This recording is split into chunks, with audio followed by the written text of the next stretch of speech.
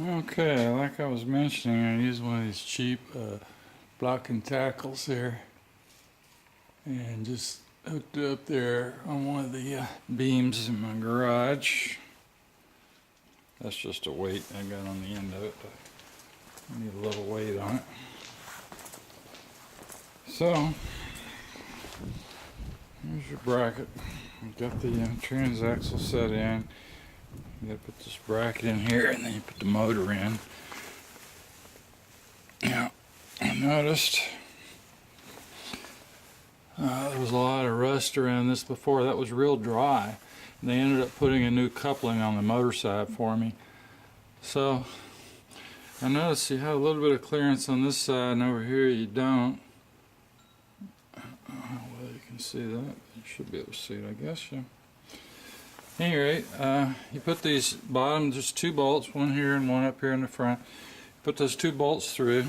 Here's your fill plug, and your drain plug is down there through that hole. So,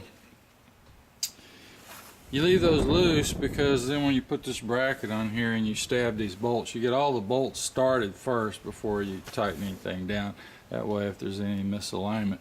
Now you notice you got real tight clearance over there, but you know, I don't know. This thing apparently doesn't move, so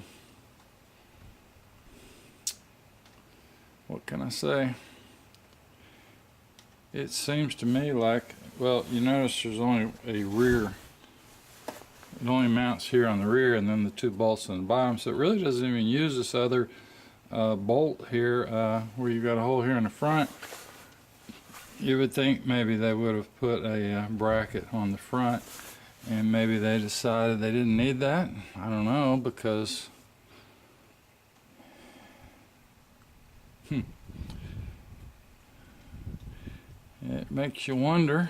It's got basically the same size hole you got back here, but there's no front bracket. So, and obviously you can see there never was one. So I don't know if maybe they had engineered one and then it didn't fit, maybe, or something. Who knows? At any rate, your wires here are not hot because that solenoid. You pull that cable off that solenoid right there, which would give you power to your controller. So once you pull that off, even if you turn the key on, you wouldn't have power.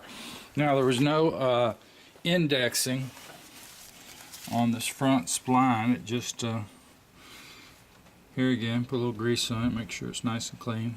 Put it in, drop this down here, stab that, and then I just slipped the left axle in, and then as I dropped it down a little farther, slipped the right axle in, and then dropped it down, put the screws in. So I did it without pulling these, well, it told you to pull this screw here and then slide that out, but I did it without doing all that. So obviously if you wanted to check these CVs and all that stuff, that probably would have been a good idea to do it that way, obviously. But since I wasn't doing that, you can see I got a little sealer here. Put the Permatex gray. At any rate, and there's your vent, and then you just have this plug, and then here's your speed sensor on the front. Was this one here? And this is really just goes right in. It's just a little black. You can't really even see. It's a Hall effect. So I looked on the gear inside. The gear does have a little arrow on it. So apparently when it goes around where the arrow is on that gear inside, that's what trips it, and that's how it determines the speed. If anything was wrong, I would think maybe that speed sensor is giving a faulty reading. Now, here's the other thing. You notice, like right here, you see you got just a little bit of movement in this. So I would kind of jam this forward when I put all this together and get ready to tighten the bolts. I would jam this far forward away from the sway bar, so if this sway bar has just a little bit of movement later on, it won't be hitting against your thing. It's pretty tight, but you know, it really isn't that hard to drop it in here. And then you've just got 4 bolts for your motor. You just bring it up here and slide it in. Put your 4 bolts in there and tighten it down, put these on, make a few plug-in connections, and that's it. Really nothing to do. It's not all that difficult. You could easily do it in a day, you know, out and back together if you had to. Alright, thanks.